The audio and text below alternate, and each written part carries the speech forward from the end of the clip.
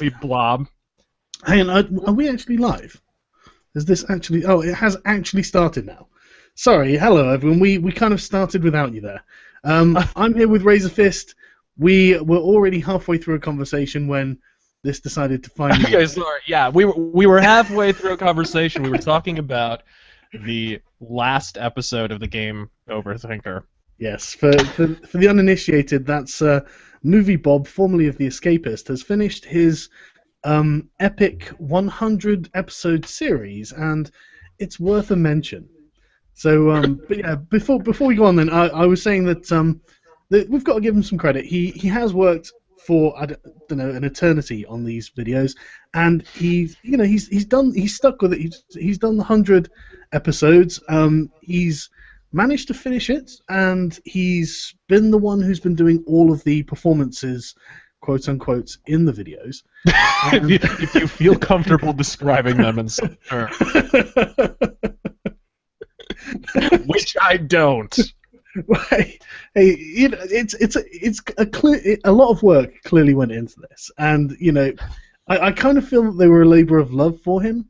So I want to give him credit because he clearly put a lot of work into it. Because I was looking at it thinking, it probably is a lot of work to pretend to fight with yourself, changing costumes and all this sort of stuff. I imagine you do all these attacks and stuff like that, and then you're trying to sync them up, and they don't quite sync up. You're like, oh shit! Now I've got to redo the whole thing, and it's just him. So I can see how it was probably a lot of work, and he kept the quality consistent throughout the whole thing, just consistently mediocre, but it was consistently low quality. He's the Ed Wood of YouTube video game reviewers. Let's be real here. So my favorite little, as I said, I believe you guys were coming in right as I said it.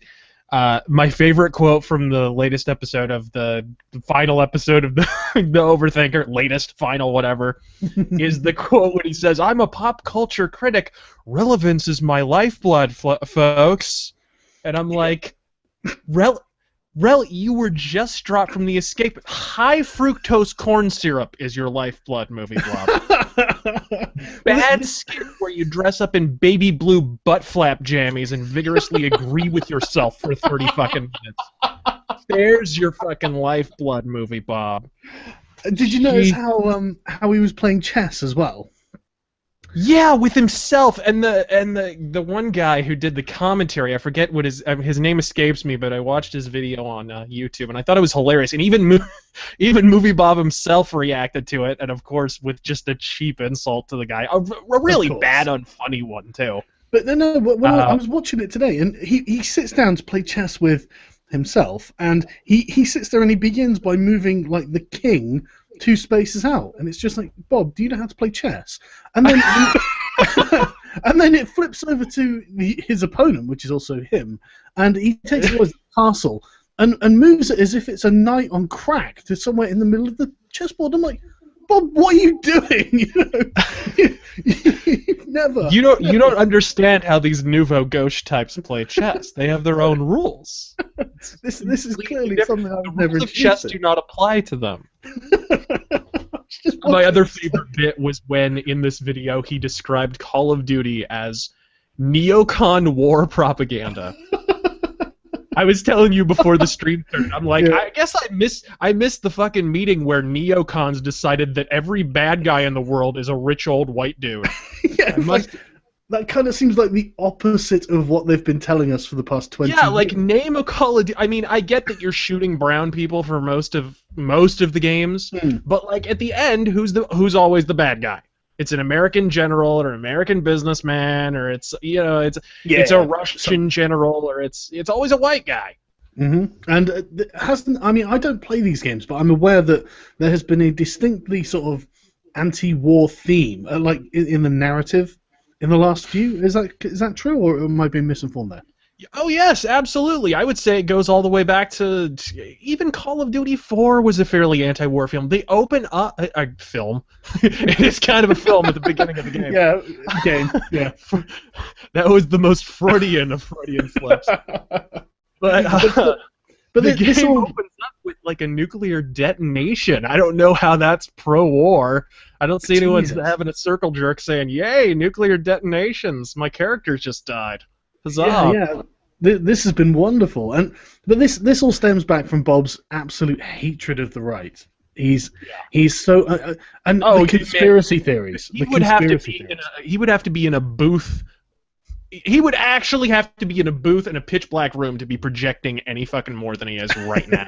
It's just pure projection. He will project the right onto everyone. If I disagree with him, I'm a bro. Even though, like, honestly, looking at the games that we both like, apart from his obvious predilection for Japanese schoolgirls, we have a fairly identical taste in gaming. Yeah. Well, Thief the Dark Project is not exactly a bro-tastic video game. Oh, it's a hell of a good game, Thief the Dark Project. It's just one of those eternal classics. But was it you who linked me to the video that I hadn't seen in forever? Actually, I think my buddy A. Salieri linked me to it a while back, and I think we did a takedown on it, where it was the Building a Better Gamer video. Oh, yeah, I've seen it. But Bob Chipman is advising people, giving dietary advice. Yeah, you should exercise. Don't eat so many. I can't even get it out. Just Bob. What He's in your delivering fucking... a passionate exhortation on the subject of gamers being more physically active. Yeah, Bob. Just what I'm looking for on YouTube: an impassioned cardiac critique from someone who looks like he knows the best wine to pair with a medium-sized sedan. I think you isolated a market there, Bob. I mean, he does at one point in the video. He pays a very, very small attention to the fact he says something like and it's not even him saying it, but it's just a screenshot of him saying something like, "Yes, I know a fat guy talking about exercise," and it's just like, no, Bob. If it was that's the only in 20 minutes. Yeah, in 20 exactly. Ponderous minutes. Bob, if it was just like a normal fat guy, just some guy who was a bit chubby saying about exercise, then yes, that would be appropriate. You don't seem to understand the scope of what you're doing, Yeah, and it's not like we're just poking look, if I were... I don't expect people would take much of my advice seriously if I were telling people how to bulk up for a sumo competition. You know exactly. What I mean? It's not... It's just being realistic and considering the source. Like, if a fat guy's giving advice like that, I guess he's playing devil's food advocate? I don't know. What? Devil's cake advocate. Oh man, now I want devil's food cake. God damn it. Yeah, me too. I mean, come on. Every time I see this guy, and he was tweeting online about, well, where else is he gonna tweet at? Obviously, yeah. Every time I see him tweet that he's flying out to a con, it makes me doubt the very physics of air travel, and he's gonna give me a fucking critique on goddamn physical fitness. He always strikes me as the sort of person who probably complains that he gets charged for 2 seats or something like that. Or the guy that you're seated next to, and there's like an empty seat between you, and you go to the bathroom and come back, and he's taken up the second one. Like, I hate that. God. I hate when people do that. You passive aggressive cunts. What was I gonna say? There was something else about Bob that I was gonna say, oh shit, I can't remember what it was now. There's just so much about Bob's... My favorite phrase in that was he mentioned inertia or something. He mentioned inertia, and it was like, way to just leave the door open, Bob. You don't help when yourself. did we listen to treatises on why? That's what he said. He said idleness is part of the fundamental inertia of gaming.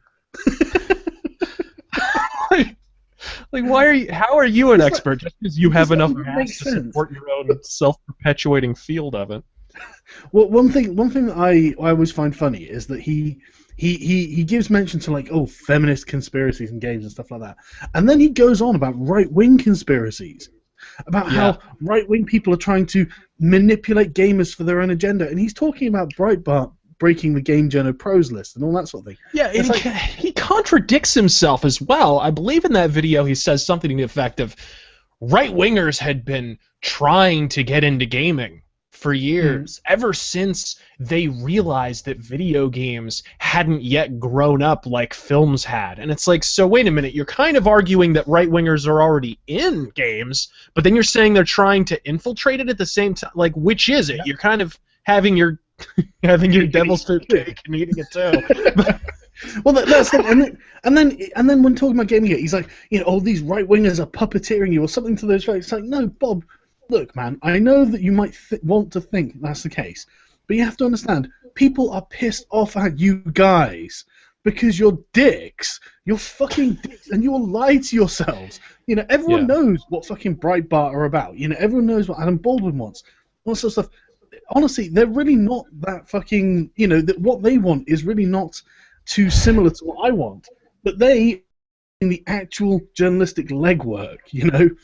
And did you catch his oh so cogent summary of Gamergate in its entirety? I did. I go on. Sorry. Do you want to remind everyone just? Oh, basically he was one of the people who just boils it down to Zoe Quinn. The whole Zoe Quinn started it because there was an angry boyfriend who got back at his girlfriend and whatever, and then they turned it into an excuse to believe that there was some sort of conspiracy. They construed it as a conspiracy. On what planet is the subject of an article being fucked by the guy who's writing the article not grounds for a conspiracy? That's like, what? But it doesn't even need to be a conspiracy. This is naked fucking corruption, Bob. And the thing is, in his description of it, he specifically ignores the fact that Grayson was a journalist. Completely, he automatically goes, well, these people, I think he actually says the word misogyny, and I'm just, oh, fuck's sake, Bob. For fuck's sake, you are deliberately, willfully ignoring it. Let's be real. With how feminism is gone now, I mean, it's misogynist is the new duty head. It's like it's lost its meaning. Well, I think they've overused it.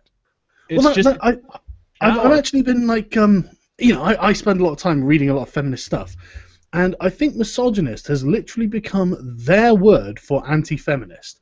It is absolutely pirouetted off the deep end. Yeah, I've heard them describe so many women as misogynist, and I'm thinking, really, you're actually going to call these women? I've seen it.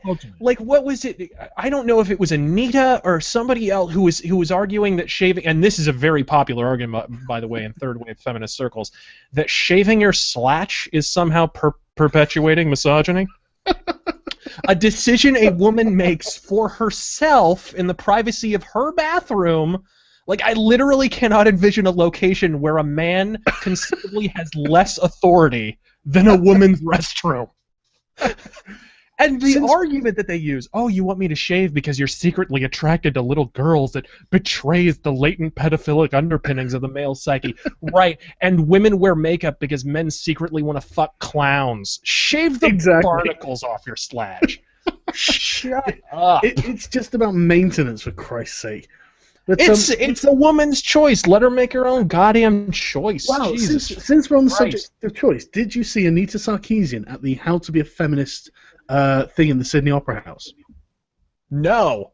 Really? Oh, shit, man. It is... Well, and then you only have to take 5 seconds and look at one of her videos. I mean... Sarkeesian invariably in all these videos, she's dolled up like the only clean whore in Saigon. Like, absolutely. It's incredible how she'll sit there and talk about gender signifiers with her hoopy earrings, long hair, and plushed up lipstick. It's incredible. No sense of irony whatsoever. But the thing is, this roundtable was amazing. She was literally coming out and saying all of those things that you knew that she thought. But she was literally saying, like, women. What exactly does she say? I'm going to paraphrase, but she's complaining that women have agency and they make choices, and she's complaining that the choices that women make hurt other women, and what she means is the choices women make hurt feminism. It doesn't promote feminism, and she doesn't like that, and so she is arguing against women being able to make their own choices. It's unfucking believable. I was just staggered. I'm going to be doing like a big video on it at some point, just because there is so much in there. There is just. Well, that's at the core of it. It's always the core philosophy is, we know better than you do, is just the long and short of it. You don't need any of those pesky decisions or free will. We'll handle that. We'll take the wheel. It's fine. She's literally saying that women are incapable of making their own decisions. Yes, absolutely. And that's the implication, is that women are absolutely too incompetent to make their own decisions. Absolutely. And the thing is, she starts by saying, I used to be one of those people who said, I believe in equality, but I'm not a feminist. And it's just like, okay, well, what happened? And then she's like, I had to learn how to be a feminist. And then all of a sudden, I was seeing misogyny and sexism everywhere, and I became like the most unpleasant person to be around. And I'm like, okay. Yeah, it's like a completely bullshit version of They Live. That's what it's like. It absolutely is. It's exactly like that. And you must think, okay, stop you there, Anita, right? Because if suddenly the whole world is just literally overnight flips from being completely, it's a bunch of people, independent actors making independent decisions, to misogyny everywhere, do you think you might be wrong? I just want you to reconsider your perspective, for fuck's sake. But it's absurd. It's absolutely absurd. Oh, I know. Absurd when we're discussing Sarkeesian? Are you sure? Are you sure? if you can believe it. If you can believe it. I'll suspend my disbelief for a moment. On that note, I've just checked Twitter and people are like, oh yeah, by the way, it's on the subject of Anita Sarkeesian, it's Happy National Cleavage Day, which Sarkeesian must just be raging in San Francisco. He hates the male gaze. That's nothing. All the way through this thing, she's such a Puritan. She is such a Puritan. She's the most sex negative feminist that could possibly have. Well, a lot of these third wave feminists are pushing we were going to talk about this too, the ban of booth babes from E3 and other events and so Good forth. Segue. Let's go. I mean, I've always felt they were kind of an irrelevancy. I think that's the worst thing you can say about booth babes. Yeah, but, yeah. That's just the irony of it all, is that their puritanism is so all-encompassing. They wind up disadvantaging women in some way. I mean, because there's women that get employed. They're employed and taking center stage to, in fact, draw young men over. They're so appealing, young men will gravitate to them. But they're so disadvantaged. So disadvantaged. I know. That's why. Okay, I'm not entirely anti a booth babe ban, but I want to make it perfectly clear that the reason that I would support one is just because it's a distraction. I would rather these events were more about gaming. Now, that said, I understand they're never going to be about gaming again, because it's all about fluff. I mean, we all are hip to that fact. So as long as it's all about fluff, what's wrong with looking at some titties? Did you see there was an article on Reaction.com? It's not normally the sort of place that I go to, but talking about gaming not being about games anymore. I'm going to share my screen because it was just one of those things you've got to fucking see. Right? All right. It's just I've got two things to show actually, but right. So everyone should probably be able to see the top 10 cringeworthy pictures that signal the decline of the GDC. Now, this is for people who don't know. By the way, they should all be photographs of Tim Schafer's speech. Just throwing that out there. Oh, I love how many people he pissed off with that. People who aren't part of Gamergate, they don't care about Gamergate, probably didn't even like Gamergate. But Tim, when a fucking fat, rich old white man gets up on a stage, what should have been a politically neutral conference, to mock women and minorities with a fucking sock puppet like a child, Tim, you fucking idiot! You look like the manifestation of the patriarchy. Yeah, it's amazing.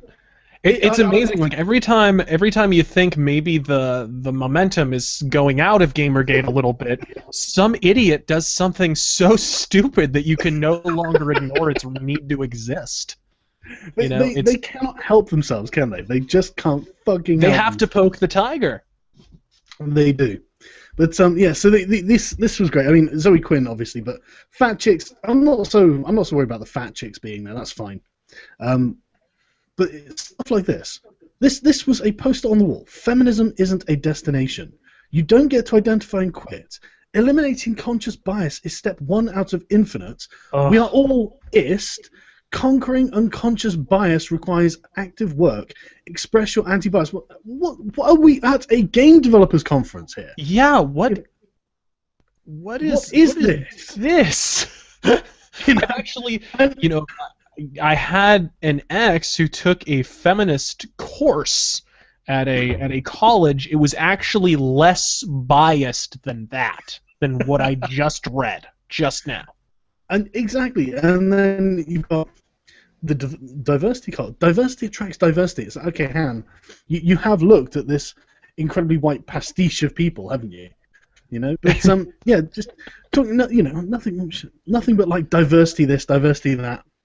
Yeah. Double think bullshit. Double think. I love this. Exposing students to diverse perspectives expands their potential as makers, creators, programmers, critics, and artists. It's like, what? Oh, and then Tim fucking Schafer. well, we did eventually get around to that. Gender-neutral bathrooms. Why? What in the fuck? What in the fuck? Safe spaces. Obviously.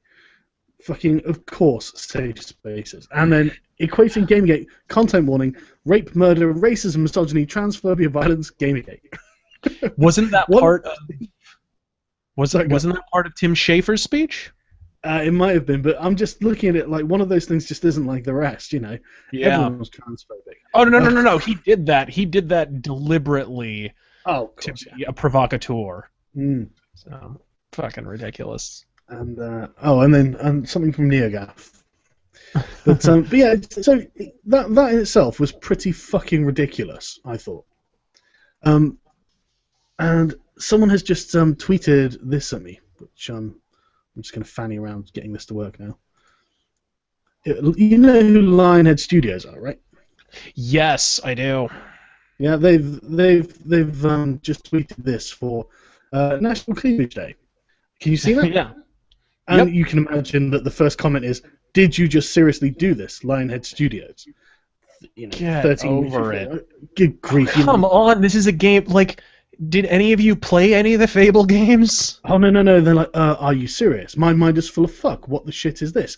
Sigh.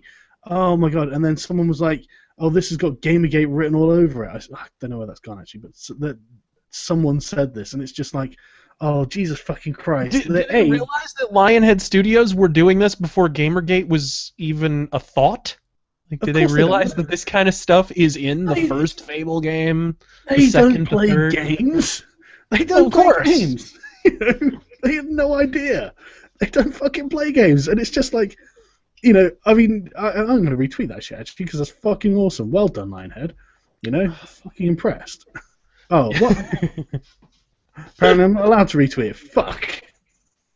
And what do you want to bet it was a female who tweeted that? Because there are actually a lot of females that work at Lionhead Studios. I hope so. It's probably how they're going to cover it, isn't it? Be like, well, a woman did it, so what are you complaining about? I bet. I know that at least one of their major senior artists on Fable 2 was a woman. Mm-hmm. Who basically was responsible for a good chunk of the art design. So there should that just goes to show it's all about agency, and it's all about being an ist, and just like that fucking PowerPoint presentation said. It absolutely is, and you don't get to identify and quit, because what they really mean there is you don't get to just go, yeah, I'm a feminist now. Can we talk about something else? Which is ideally what everyone else would like to do. Yeah. But, I mean, look, I've complained. It's so weird because, like, when you really if these people were able to think more than 2 steps into a problem, if you really want to get down to the concept of objectifying people, okay, let's say there's sexualized booth babes. Mm-hmm. Is it not equally demeaning to men? If they're literally hiring swaths of women, dozens if Activision is literally shipping these failed underwear models into E3 so that they can catch the eye of guys, is that not basically like saying, oh, you're all mouth breathers, and if we put hot chicks here, you'll buy our stuff? that's a little bit demeaning to men as well. Like, if we were all as cagey about being demeaned as these fucking bitches are, we would actually have an argument, I believe, and that could certainly be fleshed out more. Yeah, but, I mean, it's completely taking advantage of men's, like, most base urges, isn't it? Oh, there's an attractive woman over there. I'm going to walk in that direction. The only difference is we don't care. We don't. Yeah, exactly. Well, we're not getting our fucking panties in a bunch over it. But yeah, what was the thing you wanted to talk about other than movie Bob? I'm sorry, what? What was the thing you wanted to talk about other than movie Bob?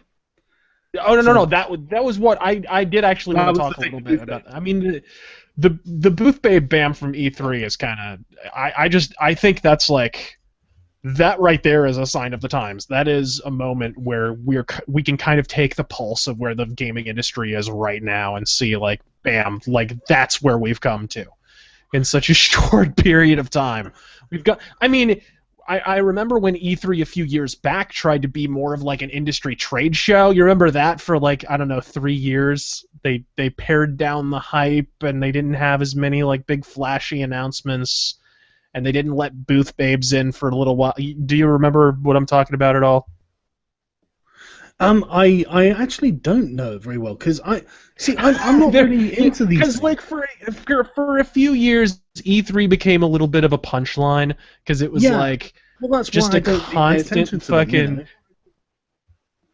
Yeah, it became like just this big fucking hype foundry. It was essentially the San Diego Comic-Con of gaming, which is kind of what it's defaulted back into being. And then a few developers and publishers started to complain, and they were just like, we're not really talking about games anymore. So why don't we talk about games again and turn it into a little bit more private, make people have to have a press pass in order to get in and so forth. It couldn't be quite such an event. And it wasn't the best move they ever made because like the next year a bunch of people pulled out because nobody was showing up and it wasn't cultivating the same amount of hype as it had before. But, right. I mean, I could see that in this case, but E3 is not doing that, and PAX isn't doing that. They're not paring down to become more of a fucking industry trade show that just concentrates on digital entertainment and actually video game announcements. They're still just about fluff and hype, so this is sort of a pointless fucking gesture. Well, if you are going to support a Booth Babe Bam, at least have a good reason for it. Like, am I the only fuck in the room who realizes that banning the booth bitches from E3 is just removing one more rung from the ladder of their inevitable descent into porn? Is that... I just say it. I wasn't thinking of the booth babes. How selfish.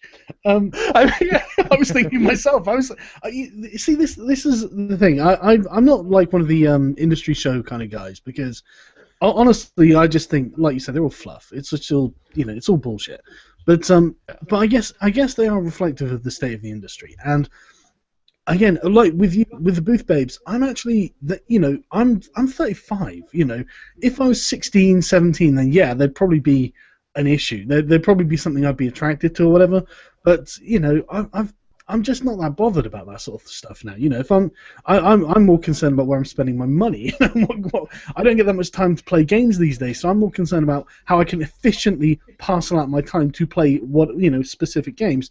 So a pair of tips. You're not missing much on the game front. Oh, not a whole lot of. But but that's the thing. 5-star masterpieces coming out these days. Oh, I know. I bought Dying Light the other day, and I've installed it, but I haven't actually even booted it up yet. I'm in the midst of playing the new Guilty Gear, which I'm enjoying, and I'm about to publish a review of Final Fantasy Type 0, talk about night and day. See, I've never been a Final Fantasy fan. Fucking pin a medal on your chest, sir. I know. I'm like the only person on Earth who, honestly, all of my friends, just a single one. Oh, Final Fantasy VII is the best game ever. All right. I've heard it so many times. I'm sure it's a great game. I'm just not that interested in it. I like my Total War games. Thank you. Yeah, I did. Well, I did a rather ballyhooed video. It was actually my second episode. That was basically a vicious takedown of Final Fantasy VII. So, I'm not the biggest fan in the world. Although I don't hate it as much as people probably assume. I hate the long-term effect that game had on JRPGs going forward, and implicitly on the industry in general. The whole cutscene thing and the linear narrative thing, all that stuff that we're still sort of wallowing in, and the big movie-style trailers to advertise the game, all that bullshit starts with Final Fantasy VII. Yeah, I mean, in itself, it's probably a good game. You know, everyone wouldn't be talking about it so much if it wasn't a good game. But it's one of those things when it kind of warps the culture around it because of the legendary reputation it ends up with. Yeah, a bit like I think the most recent example of that is probably, or the most recent prominent example that I can think of is probably Resident Evil 4, which is a great game. I enjoy it, but it set the pattern for what 5 and 6 were, and all the problems that those games had kind of started on 4. 4 works. It's not like my favorite game ever, but it's, you know, it started third-person shooting, action-oriented, rampant cutscenes, although cutscenes were always in there. And, of course, the QuickTime events, the omnipresent QuickTime events, fucking Simon Says minigames. See, so. I'm still. I mean, I'm not a console pleb, so I don't have to deal with QuickTime events. I've never played a game with QuickTime events, in fact. And so I'm gonna pin another medal on your chest. Jesus Christ! How are you avoiding these tropes? Because I'm part of the PC. What is the secret of your power? Are you from a dying planet? Did you crash here in a space capsule? Pretty much, actually. But the thing is, I'm a PC gamer. I've never had I've had consoles, but this was before the era of QuickTime events, and so I'm like, look, I see them in videos and stuff, and I'm just baffled as to who thought this would be a good idea. Just show me the fucking cutscene with me fighting off the monster or something, or whatever. There's one action that you can take in the 30 seconds of the QuickTime event, and it's just like, so what do you think I'm gonna fuck it up? You know, I mean, what else am I supposed to do in that time? You know, press. Yeah, but my favorite is the 2 cutscenes with a tutorial sandwiched in between them. That's my favorite. Because apparently we don't have 2 brain cells to carry a static charge. Exactly. Thanks for that one. Go ahead and buy me a lifetime prescription of adult diapers while you're at it. Yeah, exactly. You know what? I'll just have an early night and stop playing. You know what I mean? Why am I doing any of this? You know? It's it's the hand holding. I don't like the hand holding, and that's what QuickTime events feel like to me. You know, they really do. It drives me fucking nuts. But I don't know. I was always more of a PC gamer as well. I still generally consider myself more of a PC gamer. But in order to keep up with modern titles, a lot of them don't come out on PC. That's true. So I'm still waiting for GTA 5. Console. Yeah. Honestly, I really am. It's just it's a slap in the face, Rockstar. What the fuck are you doing? Yep. Well, they did that. They pulled that same shit with Red Dead Redemption and finally released that, didn't they? You know, I haven't actually played that yet. You should. It's very, very good, and it's. That's what I've heard. Yeah, I absolutely love the shit out of it. It was fantastic, and there's not many good Western games, but that's great. Irrespective of being a Western game, it's just really fucking good as a game. As an open world, some slight light RPG elements to it, pretty good gunplay. Graphics hold up remarkably well considering this game came out in 2010. It's the damn good game. It's the gunplay that interests me in it. Actually, I've seen videos in it. It looks good. It's again just time really. It's a little insulting. The gunplay's a little insultingly easy. I'm not gonna lie. You kind of can definitely get into a mode where the game basically auto aims for you essentially, and you just blow people's heads off without even fucking trying. So there's this thing where basically every time you draw your gun, the game auto aims onto someone. So if you wanted to, you could pretty much just take everyone down like fucking Eastwood and Good, the Bad, and the Ugly. But that's cool. Yeah, that's true. If that's like what the game's built around, then fine. You know, that's great. Yeah. So there were some other things that I did want to talk about before we start just getting into talking shit. Right. Let me just get them. Yeah. So okay. So you didn't know about this Rust game, did you? No, I didn't. But you were talking about the coverage. Yeah, so I'm sharing the screen, so everyone at home should be able to see it as well. Now, someone emailed this to me, and it was on Gama Sutra, so wonderful. Rust experiments with racial empathy by assigning players skin tones. I'm thinking, okay, this can only end well. You know, this can only end well. Now, to sum it up, it's basically the game Rust. When you start the game, it assigns, based on your Steam key, it assigns you a race of some sort in the game. So it tells you what your skin color is, what your eye color is, and it's designed to mimic a gene pool where you have to adjust to the hand you're dealt appearance-wise according to this article, which is not uninteresting, but it becomes... No, it sounds like an interesting mechanic. I just have a feeling they're reading more into it than was intended. It's more like, I don't think you understand like what really happens in video games. It's like the guy who did this is a guy called Gary Newman. He's like, I would love nothing more than if playing a black guy in a game made a white guy appreciate what it was like to be a persecuted minority. And I'm just sat there thinking, come the fuck on! Come the fuck on! I'm not kidding. You mean to tell me you're gonna be in like a third-person action game and it's gonna be like, I'm sorry, Katenge. Let's stop for 45 minutes and have a discussion about your feelings and what you've been through. Well, like, what the fuck? I'm just thinking, well, that's weird because I was playing Oblivion a while back, and I loved being an Argonian because you could breathe underwater, and the guy's like, people have this strange need to play someone similar to themselves, and it's like, no, they don't, no, they fucking don't. Because I sure was playing a giant fucking cat guy in Skyrim. I'm pretty sure.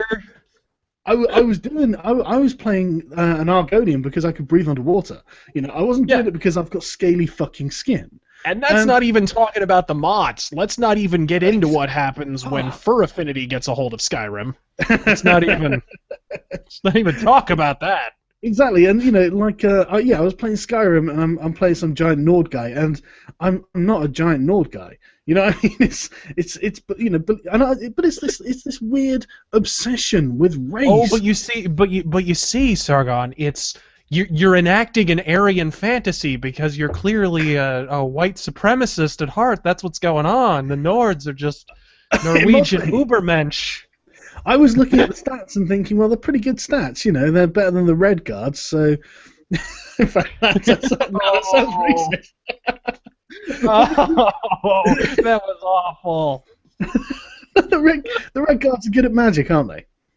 Now we're not going to get into the magic voodoo black people thing now, are we? Because this is going a very bad direction. I wasn't going to, but the last character I played, I tried the magic, but you can't ever just be a straight mage in a fucking Elder Scrolls game.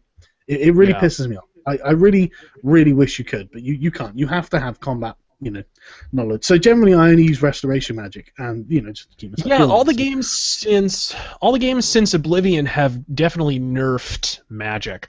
Magic was really cool in Morrowind. It was retarded awesome in Daggerfall because you could customize your own spells and all that fun stuff, which you could do to an extent in Oblivion and Morrowind, but not with the same level of depth. There were more schools of magic, if I remember correctly, in Daggerfall. And I'm not a big magic guy, so I didn't really explore it, but from what I understand, Daggerfall's magic system was stupid deep. See, I actually came to the Elder Scrolls games in Oblivion, and then I went back to Morrowind. But I didn't get on with Morrowind because you can't fucking block. And after playing Oblivion, I was, so used to having the block function that I couldn't really bring myself to live it's funny, it. I don't even think I've ever noticed that I didn't have the block. That's the thing about Morrowind, though. You crank up your agility so much that you just dodge. That's sort of that's what replaces the block in Morrowind. You just dodge everything. And you'll notice that we're not talking about the fucking identity politics of the game. We're talking about what you can do with the mechanics of the game. And all this article is identity politics. All of this whole thing just is this exemplifies everything that's wrong with the gaming industry, or at least the media, right? This guy's talking about nothing about I want a white guy to know what it's like to be a persecuted minority. And I'm just starting to think, okay, right, I'll stop you there. If this is some sort of MMO, I don't even know what kind of game this is. Don't even know. Don't even tell me. Yeah, that seemed to be the takeaway from this, is that these people are writing a series of articles that are all about racial oppression, and they haven't really discussed what the game is for even a second. Well, I have no idea. And the thing is, if it's like a third-person or a first-person shooter, and it's an MMO or a multiplayer game of some sort, I'm not really bothered about the race of the person who's shooting at me, but I'm concerned that they're shooting at me, and when I'm running around and I see someone, I'm just going to start shooting at them. It's not a racial judgment. It's a bit like if I'm walking down the street in, say, Los Angeles, and someone opens fire on me. I'm sorry, at that point you cease to be white American, Mexican American. You become asshole that needs to die American. Exactly. And that's war. That's all it means. And it's the same thing in video games. And the only information that we get, apart from the identity politics, is this link here, which is the latest update to Facepunch Studios' early access survival game. It's like, what are you talking about? Oh, it's a dev blog. And it's like, right, so what you're saying is I'm supposed to take away the empirical information about the game from their development blog. That's it. About is it a good game, or is it, what are the controls like, all this sort of stuff. All you get is their dev blog. It's like, okay, that's actually not very helpful, because they're going to tell you that really is brilliant. Yeah. That really is the priorities of modern gaming journalism in a nutshell. Is, okay, here's a bunch of social bullshit we're going to cram down your throat, and oh hey, if you would actually know about this fucking game, go get it straight from the horse's mouth and let them shove their propaganda down your throat. Exactly. It's not like it's our job to objectively assess the merits of this game or tell you anything about the playable demo we got. Consumer advocates or something like that, It's not our job to read these press releases for you and interpret. Yeah. It's just such phenomenal bullshit. I assume that it's some sort of open world fucking. Or you get a stone pickaxe, so I imagine you harvest stuff like in every other game that exists nowadays. And the things, this game it might well be quite good, but I just. They don't seem to understand there just aren't enough interactions to make racism in a game viable. They're just, I would argue even in the average RPG. I mean, let's talk about what are the most interactive in terms of conversationally. What are the most interactive examples? There be maybe Alpha Protocol or Mass Effect or Dragon Age or something like that, where you've got a dialogue wheel or whatever. Even within that context, can you conceivably... I mean, Jesus Christ, play Mass Effect 3 sometime. They try to tackle the issue of homosexuality. Are you ready to hear how their ingenious tactic for tackling homosexuality? Are you ready for this? Are you clenched? Okay. The engineer on your ship is gay. You find out within 3 lines of dialogue. He's like, oh, yeah, your ship's purring like a kitten. Yeah, your engine's great. By the way, I suck dick. It's why? The most awkward, ham-fisted dialogue in history. That's a really good example of why it kind of doesn't belong in games, because it can't be handled respectably, because the game mechanics, I would argue, possibly may actually preclude it. I think there's actually an argument to be made that just the simplicity with which a game can't be too unwieldy in terms of its mechanics. It can't be, or else it won't be fun. So having a 45-minute sit-down roundtable discussion where you recommend each other your favorite feminist authors is not a viable solution. It does presume excessively about the person playing it, doesn't it? It does. It literally, I mean, you couldn't have it in a Muslim game, a game you were selling in a Muslim country, overwhelming, or in Russia, they tried to do that, and that's the awful thing. They almost did that with the first Assassin's Creed, because pretty much every character you run into in that game is theoretically Muslim. But then they Disney-fied the fuck out of it before final release. From what I understand, there was originally going to be a lot more religious overtones. They also weren't going to have that goofy fucking animus machine that you're traveling through your ancestors' memories. It was just going to be a story set in the Middle East during the Crusades, which sounds a lot more interesting than what we got, quite frankly. Yeah, I've actually never played an Assassin's Creed game. I've heard a lot of good things. It's just there are so many games. Two. Play the first 2, ignore the rest, buddy. Well, I've not heard good things about the later ones, like everyone says. But yeah, getting back to this though, it's a weird thing that it's just talking about identity politics, and then you get to the last line where Newman's comments on the matter are worth reading in full on the Kotaku article. on a competing website. Yeah, You a lot of lazy that happens. motherfuckers, right? No, a lot of Okay. that happens. Yeah, exactly. That's the problem. Yeah, is gaming journalism not succumbing to the Associated Press effect, where one website writes or links a story and then everybody else just cites it? Like, I've often suspect one of the things that was remarkable about Gamergate when they, the whole gamers are dead thing happened is that very few of those articles actually linked to an original article. That's what made everyone smell a rat, is that it seemed like it just kind of conjured up out of nowhere. No one was citing anyone else. Well, there were a few of them. I think. Yeah, there were a couple, but for the most part, it was like everybody just woke up one day and kind of decided, oh, gamers are over. Yeah, and that's the thing. We get to an article by Nathan Grayson. Fucking of course. Nathan, it's a video game Grayson. Fucking finally gets to talk about something he likes. Black guys.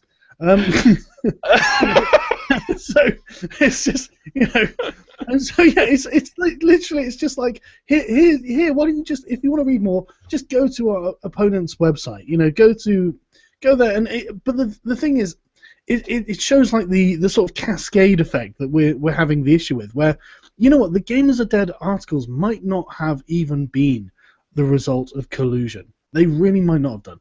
They might well have been the result of ideological conformity and laziness, which I think is what we're seeing here. What we're seeing is Nathan Grayson goes and speaks to some studio about a game called Rust. It's some open world game where you can do stuff. He doesn't care about that. What he cares about are the social things where you can only be a black guy or whatever. You don't get to choose. Okay, he finds that interesting.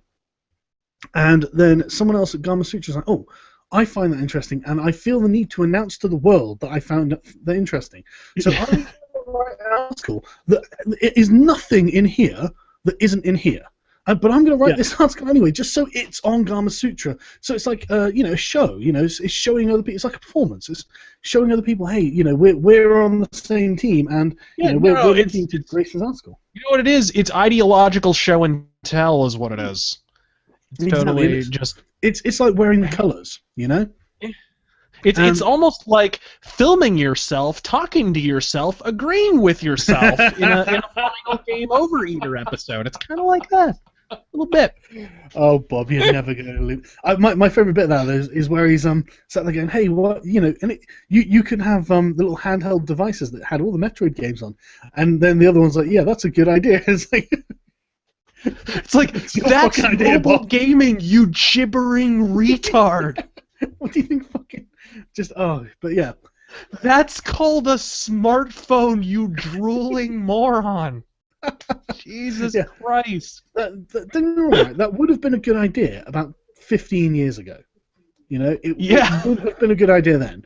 But now, sorry, Bob. If everyone's phone wasn't jailbroken, it would be brilliant. Exactly. It's not happening. Exactly. But so yeah, I'm going through this whole article again. It's just talking about the fucking race of the person that you have to be, and it's just like, okay, what? I don't care. I'm not looking at my own fucking character when I'm running around shooting people or harvesting fucking wood or whatever, building a cabin. I just don't care what my character looks like. He could be an oblong fucking beige block or something. I don't give a damn. I care about how fast he runs and how high he jumps and how quickly he reloads his guns. But that's the thing. This whole thing is just, there are so many points with this that just show everything wrong with modern gaming media. They don't even need to collude. They're all so on the same page. Didn't I talk about this on the last stream a little bit, where I was shocked? I actually found myself agreeing with a thing that Bill O'Reilly had said, because he was talking. I believe they had accused him of being biased, which no shit, an editorial program is biased. I'm shocked, and it's an editorial program. He has to promulgate a bias. That's the idea. He's not reporting. Yeah, he never claims he is. Yeah, exactly. But anyways, so they accused him of bias, and he was like, okay, yeah, I'm biased, He's like, and then there was some sort of story that came out about like a memo circulating around the O'Reilly Factor offices saying let's like slant this story in this direction or something, and everyone pointed to it as this smoking gun of Fox News being biased, which no shit. Did we need a smoking gun? Did you realize the canoe had been invented too? Like, come on. So fucking. Anyways, so they pointed all the leftist media outlets kind of pointed to this. Sorry, I just hit my microphone. No, don't remember. Pointed to this as this example of collusion at Fox News, and he was like, you know what the real problem is that you need to be asking is why don't NBC, ABC, and CBS have to have memos like this around their editorial rooms?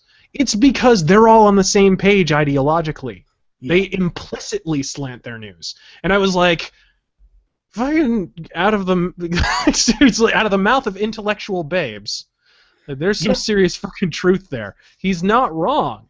It's like, I think arguably an even more pernicious problem in gaming journalism is when they don't have to collude.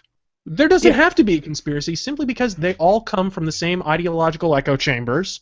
They all support essentially the exact same causes, and they're all trying to push it forward in essentially the exact same way. I can't imagine running a website for video game news and stuff like that, reviews, editorial, that sort of thing, where I just go to, I just find Nathan Grayson's article, write up of it, read it, and go, oh yeah, I totally agree with that. I'm going to pull out the little bits I like, just parrot them back in less time on my own website, and then just be like, you know what, just go to his website if you want to read more about it. You know, you want the click. You don't want them to just go, you know what, I will just go straight to there, thank you. You know, I just don't understand how they think their business model works. Yeah. So I do not understand. Well, you know, maybe it's a little bit of a closing of the ranks. Hey, go to this website because we don't want to foul up each other's hustles, so try and keep the traffic flowing on these subpar journalistic circle jerks. Yeah, maybe. I mean, I actually watched a documentary. No, it's not a documentary, but like I think it was NBC or ABC news piece about Nick Denton and Gawker, and it was very interesting. And they one thing that I took away from it was that they're shameless. They are absolutely shameless. They are not afraid to be the lowest common denominator. In fact, they like in almost any profession, in almost any walk of life, in anything that anyone does, there is a right way to do things and there is a wrong way to do things. They are proud to do things the wrong way. They're absolutely proud. And in the middle, all of the Gawker sites are all in the same building. They'll sit near each other, and it breeds the same sort of culture. For example, in this room, Stephen Totillo was rubbing shoulders with the Jezebel writers. Yeah, I bet. No, exactly. He absolutely was. And so it's like, right, okay, that explains a lot. But on the did I mention to you ever? Did I ever mention to you, by the way, that Stephen Totillo personally reacted to my? And this was long before Gamergate was a thing. No, he personally reacted to my video, the Kotaku Conundrum, the downfall of gaming journalism. I think it was number 2. It was one of the earlier episodes. Yeah. What did he say? Oh man, he took personal exception to it. I was actually surprised. I'm like, Stephen Totillo piping in on just some YouTube, because at the time it didn't have that many views. You know, I was out in the wilderness doing that series in the beginning. But yeah, no one else was paying attention at the time. Yeah, he pretty much just threw some random platitude about him not getting it at all at me, and then just went on his merry way. I wonder if he gets that there was a little more to that argument now. I wonder if he understands that I wasn't alone. I can't even imagine, to be honest. I think that he. Well, that was the thing. They've got a specific kind of culture at these Gawker offices, and you could tell by the way that they were all talking. They all use very similar mannerisms and they have their own ideological shorthand. Yeah, they really do. Look, when you're watching someone from Gawker in an interview or something like that, listen out for them saying the word interesting as a response. You know, someone will say something that is a good point, and they, instead of acknowledging the point or conceding that they're wrong or anything like that, they'll say interesting, as if that's a fucking answer. you know, and it's just a way of getting out of having to admit, oh, actually, that's me, you know, painted into the corner, and now I have to change my position. But they don't. It kind of reminds me of that Young Turks interview with Girl Writes What. Hey, that was everything she said every time she nailed him to the wall. Interesting. Okay. Interesting. Gotcha. Okay. And then he starts getting hysterical and accusing her of irrational. Unbelievable. And then he starts speaking in tongues. Yeah, exactly. And he's like, go make me a sandwich. It's like, check what you fucking doing. I thought you were progressive. You know? And I love the whole thing about that. It's like, if you don't agree with my progressive ideology, I'm going to abandon that progressive ideology and become Bill O'Reilly. And it's just like, Jing, what are you doing? You know, you're the progressive, not her. You know? So it's just like, yeah. But anyway, the Gawk thing, they've got on the wall, just a big TV screen with all of the articles that are up, and they're all ranked in order of number of clicks, and this is cross-site, so you've got Jezebel, Kotaku, Gawker, Deadspin, all that sort of stuff, and you know, so it's just a mission for clicks. And he's literally going on about how nothing else matters but the clicks. That is the metric of success, and yeah, technically that would be for any website, you know what I mean, but for Gawker, it was the abandonment of standards. There are no standards. There are clicks. It doesn't matter what you're saying, which is why, like, someone sent me a link from Gawker of just a picture of some guy naked face fucking Abraham Lincoln statue or something. I'm like, yep, that's exactly God. what It's why Kotaku is running stories about a guy dressed up as Batman on a motorcycle on a Japanese speedway. Yeah. Like what? That's a story. That's a story, Kotaku, about how French fries are confusing people in Japan. What the way to really strike at the heart of gaming journalism. Way to just nail that. And I recognize that Kotaku has their little series of Japanese articles, but every time they do an article on Japan, it's always some kind of fluff. The fucking Prime Minister of Japan is trying to reinstitute Japanese military. At this point, yeah. They're actually in the process of expanding their military powers more than any point since the cessation of World War II. Yeah. And you're talking about an anime schoolgirl statue that you can look up its skirt. Like, fuck off. And even then, even what annoys me about it the most as well is, okay, fine, Kotaku, your argument is that, well, we're a gaming site. It's like, okay, great. Why are you talking about some guy dressing up as Batman then? You know, why are you talking about Japanese games or something like that? I was the same with Polygon. I was on there the other day, and because my co-developer Russ sent me some fucking. He ends up getting on to he goes to Polygon because he thinks it's funny, and I'm like, okay, but you shouldn't give him the traffic. And he's like, yeah, I know, but I think it's funny. I'm like, okay, fine. And he goes on there basically to have arguments with progressives, just about anything, absolutely anything, and he'll get into massive shit-flinging with them. But it was, literally it was the same thing. It was like an article about fucking, Batman and stuff like that. And it's just like, what are you guys even writing about? You know, you're going to make yourselves wildly irrelevant. And since we're on the Batman thing, themselves, come on now. Yeah, you know what I mean. The point I always made, though, with fucking Gawker is, okay, Kotaku's going to defend Zoe Quinn because they aired her dirty laundry, which I get. I made a video defending her, too. I don't think that her personal drama was relevant to it. I think we should have been concentrating on Nathan Grayson, and for the most part, Gamer did exactly that, right?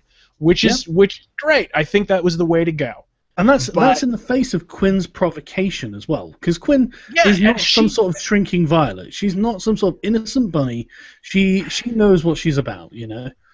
Oh, absolutely. I never labored under any delusions that she was. No, I didn't. Yeah. Shrinking flower. Yeah, I never believed that, but I did think that the Gamergate movement would be better served by just concentrating on the journalistic thing, concentrating on Nathan Grayson. The fact that he still hasn't been ousted from Kotaku, it's a daily slap in the face to gamers.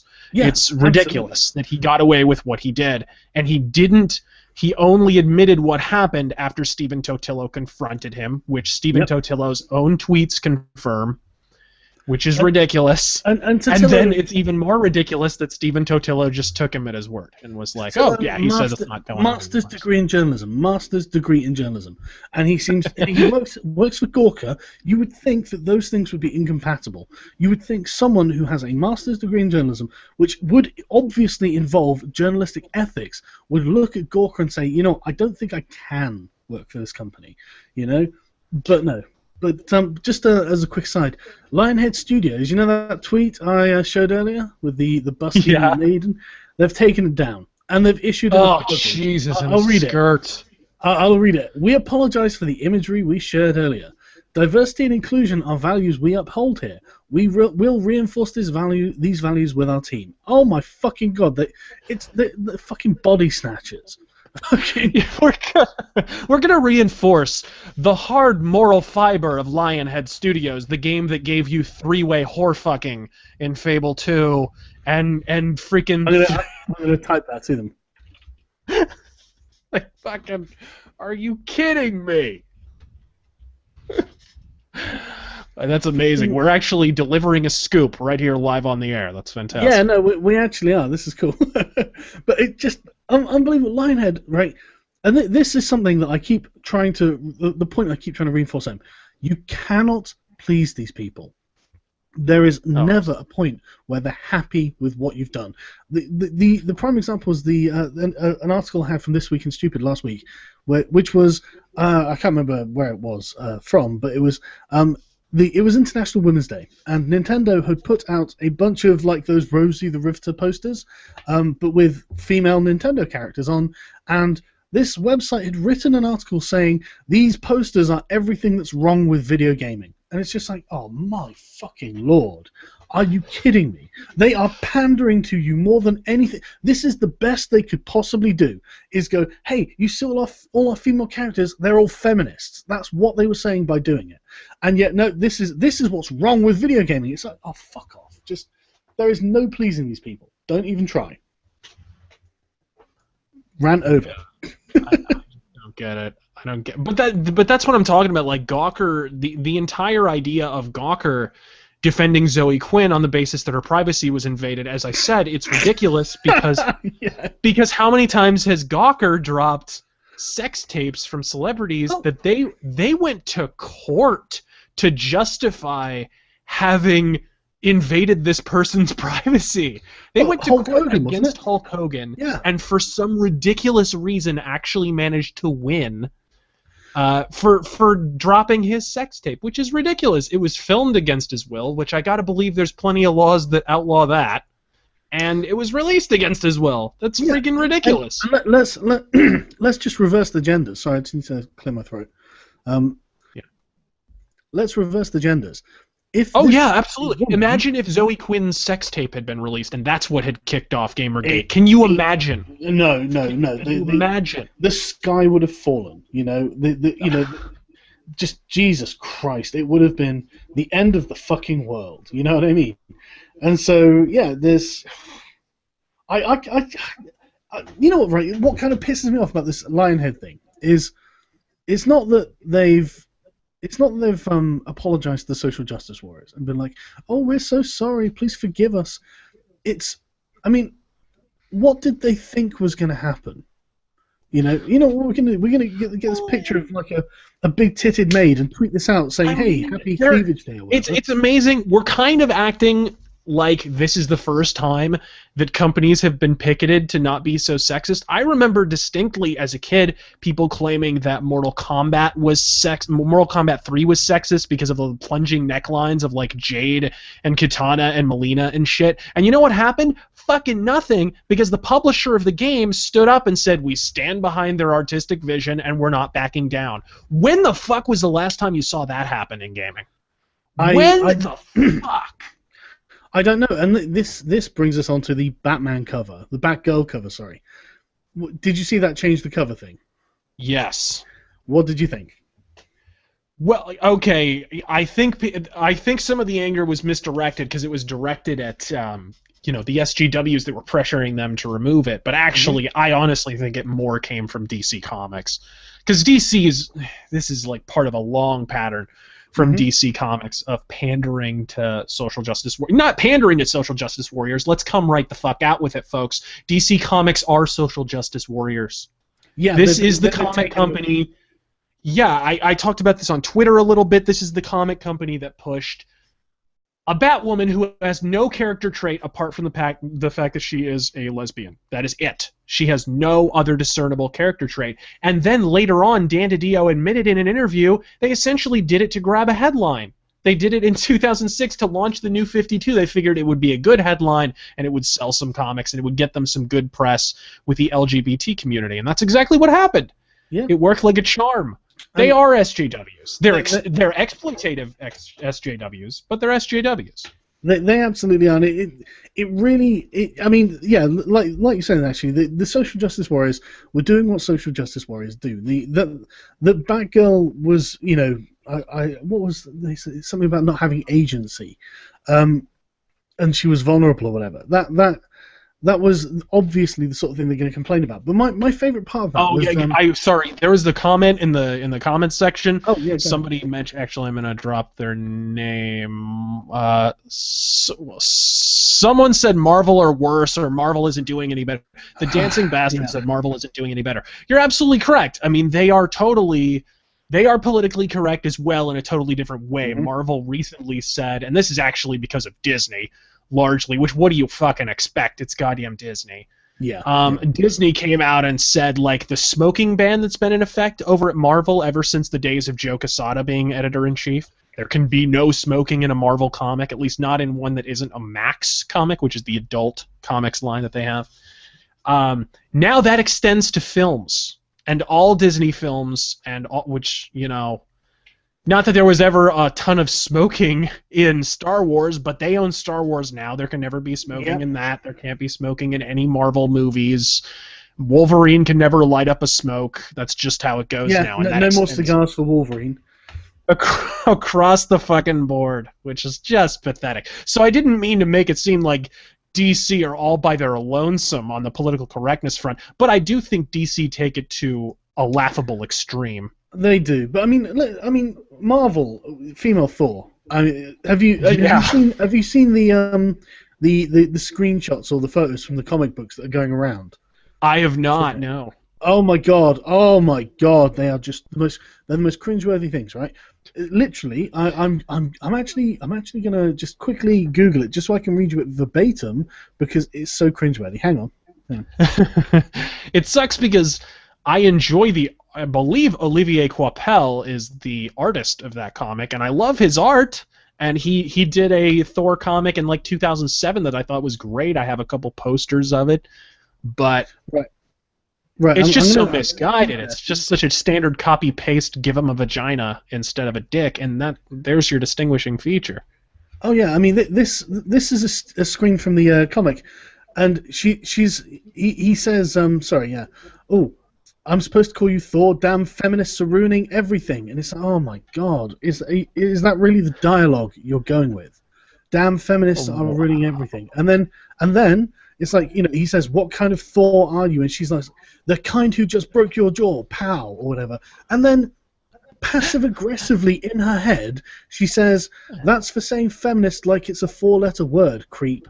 And then also for the robbing, because apparently he just robbed someone. It's like, really, you're more angry at him because he doesn't like that you're a feminist than you are that he's broken the law. It's so cringeworthy. It's so cringeworthy. It's just like it's so shoehorned in, and oh god, just what's the fucking point, you know? And yeah, it kind of reminds me of the Allen Heinberg Wonder Woman that came out in 06, 07. I actually have a poster of it, not because I enjoyed the comic, but because I enjoy Terry Dodson's art in the comic. But they got Allen Heinberg, who is a writer on Gilmore Girls, which we all anyone who's ever seen Gilmore Girls know that program was very, very, very politically slanted. I think at the end of the show, one of the characters winds up working on Barack Obama's presidential campaign, just to give you like an idea of how in your face with the political bias they are. Yeah. But yeah, he came on and they were in the middle of a really good run actually on Wonder Woman that had gone on till like 2006, and it was really starting to build momentum, and this is sort of a long-term pattern with DC Comics. Poor Wonder Woman, every time they start to put together a mythology and the book starts to get genuinely interesting, they bring in some gimmicky writer who's usually a woman or some kind of minority so that they can grab a headline and say, oh, now we have a woman writing our comic, or now we have a gay man writing our comic, which was the case here with Alan Heinberg. He was hired entirely because he was gay. Every headline talking about him being hired, he's a homosexual. Why does him being homosexual change Wonder Woman, and how is it move forward for the gay even community? Talking about that, you know, Jesus Christ. Yeah, and it was like, and then what happens? He's a TV writer. He has no time to fucking write the comic. He puts out like 5 issues. There's a 5-month delay between every single issue, and what winds up happening? Somebody else who actually knows what they're doing winds up taking over the book, and the cycle begins again. That's the Wonder Woman cycle, sadly. I'm not a reader of comics these days. I haven't been since I was a kid, so I'm pretty out of the loop of them. But yeah, that's the thing. I don't regret it. I mean, I used to really like the Aliens comics. When I was about 13, they first came out. Oh man, the Dark Horse Alien comics. Yeah, I think so. Yeah, I think that's the ones.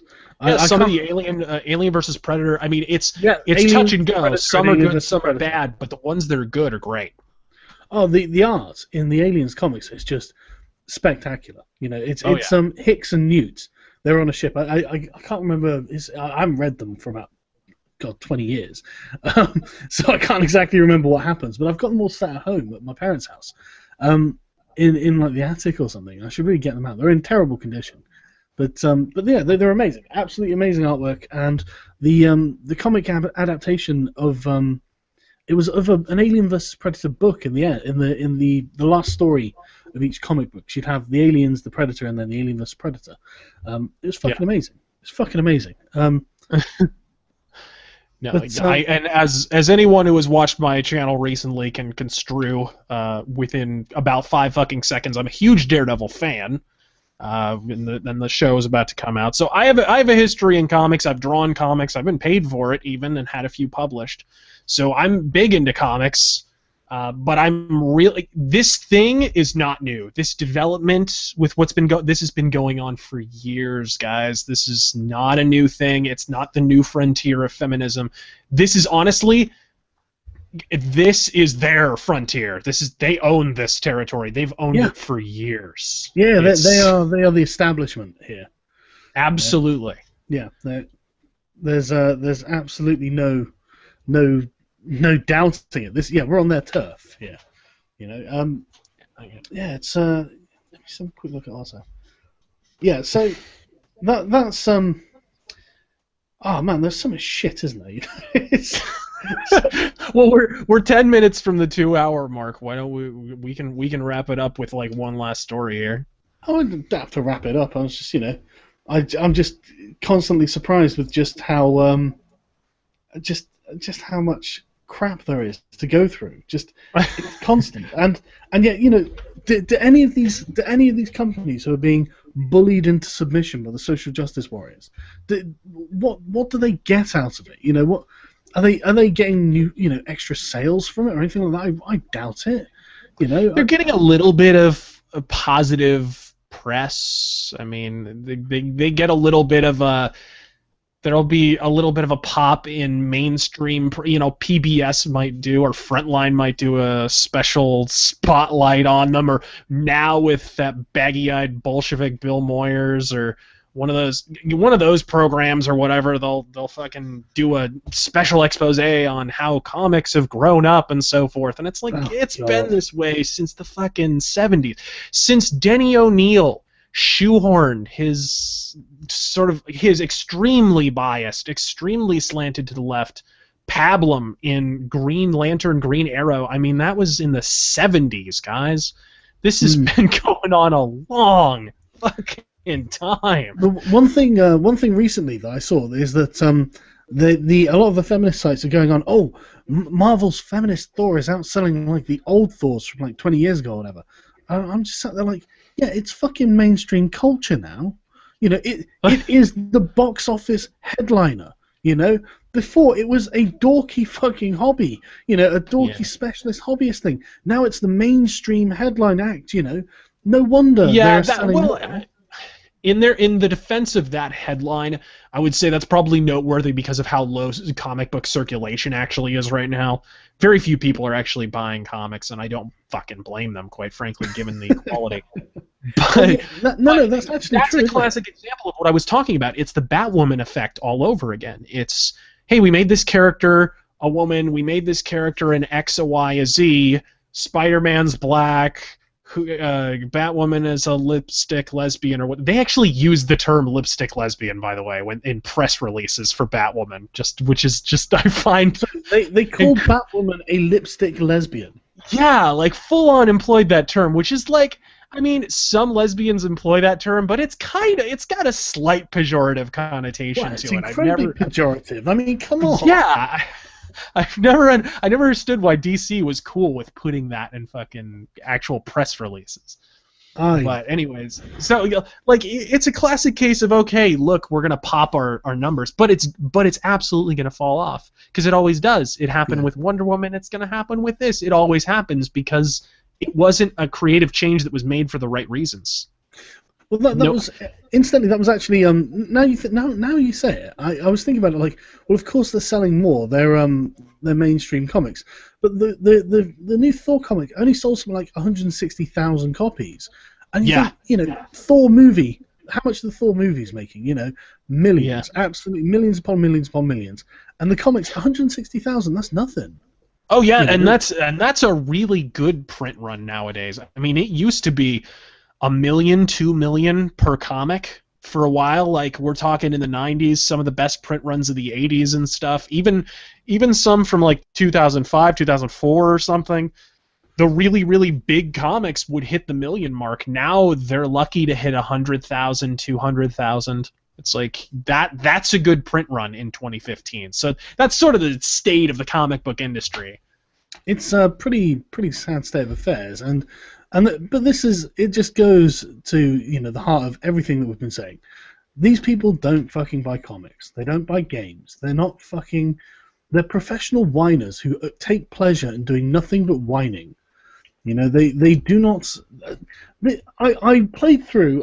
There's a guy called Dan Olson, who is a social justice warrior, effectively, and he made like this game, and it's an art house game, and it's called Resist, and all you do is walk forward in one direction, and you either walk far enough and the game crashes, or you stop walking and you eventually disappear. You're sure this isn't just a reskin of Final Fantasy 13? You're sure? I'm sure. Because it's the hallway. It's not a great reskin. But the point is, it's meant to be like an art house game where he's like, this is the terrible disillusionment of life. And someone I'm just going to quickly grab the comments because someone made a really good observation, because they're always talking about meaning and meaningfulness. You know, they're always like, oh, this was a meaningful thing. This is, you know, like with the meaning of the characters not being able to players not being able to choose the race of their character. You know, it's a meaningful thing. And I was just looking at it thinking, this is the sort of thing that people who have no meaning in their lives say and do. You know, the only meaning that they've got are the identity politics that they obsess over. And someone on the comments was like, normal people find meaning in the things that they love, and that's the problem.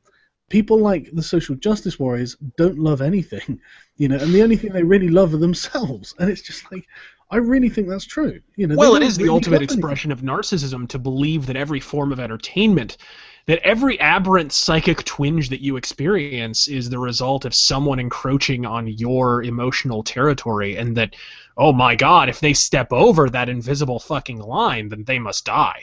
And you were entitled to a recourse as well. You're entitled to complain at them and have them change for you. Yeah. That is absolutely. You're entitled to an end result that favors you, and specifically how you would like it to happen as well. Because if it doesn't happen in exactly the way you like, then you're going to find something else to complain about. For example, if a character is turned, there are feminists who are complaining about female Thor because she's just a copy paste reskin of she's but with boobs. Yeah, see what I mean? This male trope, isn't it? Yes. Exactly.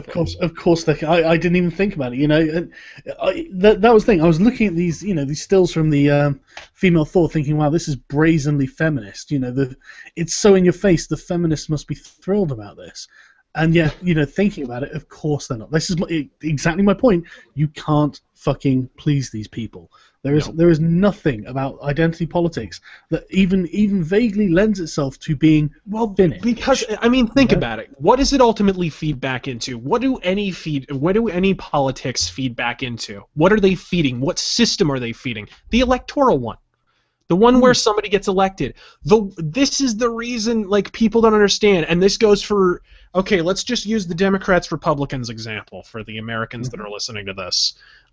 The worst thing that George W. Bush could have done is do one of the things that the right wing of his party wanted him to do and that he promised he was going to do. Let's say, for the sake of argument, something to do with immigration.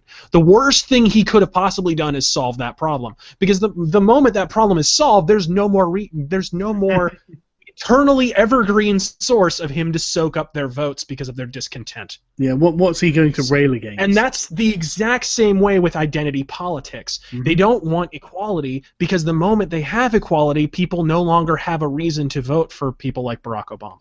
Yeah, they no longer have that sponge to milk votes off of. Well, that's the thing, isn't it? These people seem to only love themselves, and there's the common feminist mantra that the personal is political. And that's what identity politics is based off of. If it's personal to you, which obviously everyone's identity is personal, you need to make that political. And so there is no solving that, is there? You know, so it would only be if you were the emperor of the world and everyone was doing exactly what you wanted all the time. Because, you know, like the guy was saying, they don't love anything. You know, I love video games. I love, you know, movies. I love, you know, history. I love these things, and so these things have importance to me that supersedes my what I would consider identity politics. And so, but these people, they don't really love anything, and so the only thing they love is themselves, and therefore this is what they base everything on. I'm absolutely certain of it. Completely. And they cultivate that. The political parties on both sides of the aisle cultivate that mentality. The mentality that they are entitled to restitution of some kind, that they are entitled to impose their exact kind of restitution on everyone else. You are a bad person if you don't pander to it. Yes, that they are eternally disenfranchised, because the worst thing an identity politician could possibly do is fix a problem. That's the worst thing they could do, because at that moment, they're no longer getting those people's fucking votes. Yeah, because it's almost like it's the love of complaining that they do it for, you know. Exactly. You know, once they're not allowed to complain, they're not going to be happy. You know? Yeah. So it's basically we've found ourselves in a really some sort of swamp, a quagmire, where there's no going backwards, there's no going forwards, and we're barely managing to stay afloat. You know. Yeah. And so it's kind of depressing, really, isn't it? But what worries me the most is, like, who has programmed these people to think that way? You know, who has done this? I think it must be the sort of, you know, the everyone's a winner Generation Y. It's endemic from childhood at this point. But I think where it becomes stratified, I think we could both agree on this, is in college. Yeah, there is definitely an industry of victimhood in college right now. It's shocking, frankly, and it's what worries me though. I mean, the thing is, it's becoming tantamount to abuse. I think I read an article the other day. This was again for This Week in Stupid. It was about a band called Black Pussy, and you know, it's a name they've obviously chosen to piss people off. But listening to the feminists who were complaining about it was so telling. That these black feminists who were like, this is oppressive, obviously. You know, as a black woman, I am reduced to nothing but my race and my gender, blah, blah, blah, blah, blah. And I'm thinking, I bet the person who programmed you with these methods of thought was a white person. You know, I bet it was a white person who Oh, has put you 9 out of 10 times, absolutely. exactly who has put you, you know, like Peggy McIntosh or whoever has written like all this privileged shit. You know, they've programmed it into you at university, and now you are in an invisible prison. You're wearing invisible shackles in your head, put on you by white people, so you are nothing but a black woman. You know, you're nothing more than that in your head, according to you. Yeah, it's that age-old concept of we're going to fight for equality by cordoning people off into their own special minority and ethnic groups. And they're going to stay in their little areas, and incidentally, they're all going to vote for us. But, you know, that's not what's important. It's that we're all fighting for you. That's what's important. But just stay in your little area and continue to funnel your votes our way, and everything will eventually be solved, even though it never actually is. But what worries me most about it, though? I mean, that's I absolutely think it is for political reasons. It absolutely is. Yeah. But what bothers me is, like, what quality of life must someone be having if they can be having a great day, you know, everything's going great, and then they open the paper and there's a band playing soon called Black Pussy, and they're just like fucking triggered. Oh shit! Oh my god! You know, and they start shaking, they start crying, and then they phone up their local newspaper so they can complain and, you know, get a report written so they can make national news out of it. Sorry, there's a band called Black Pussy. I'm a black woman. I'm fucking triggered. This makes me feel like a slave, and it's just like that has to be some kind of mental abuse. You know, that you can ruin someone's day by hearing the name of a band. It's just I just can't even. I have no way of understanding what must be going through their head, but they look like they're suffering. You know, it's getting to the point where I'm thinking, right, should we just all, like, get a bunch of pillows and smother the social justice warriors to death and just go, shh, it's for the best. It's for the best. You know, because, I mean, what else is going to have to... God knows enough of them God knows enough are crouching in their own personal, emotional pillow fort, lobbing verbal hand grenades from cover at whoever they construe to be their opponents. I mean, yeah, anyone who walks by, you know. Fucking ableism! Ugh. But that's the thing, isn't it? It's one of those things where it's like, I mean, these people are going to have to be deprogrammed, you know, as if they've been in North Korea or something. So, I think we're fucked, you know. So I'm such a doom monger. I have one beer and I'm suddenly like, oh god, everything's awful. Sorry. Turned into a Blade Runner over here, guys. Sorry. But yeah, should we wrap it up then? 'Cause it's been a couple of hours.